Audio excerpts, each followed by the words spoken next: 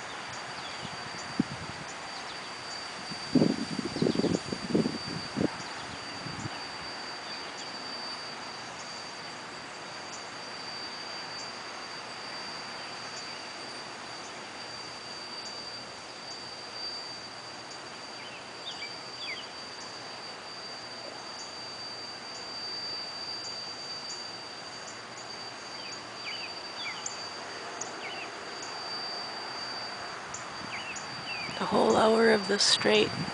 Wonder how long this is going to last.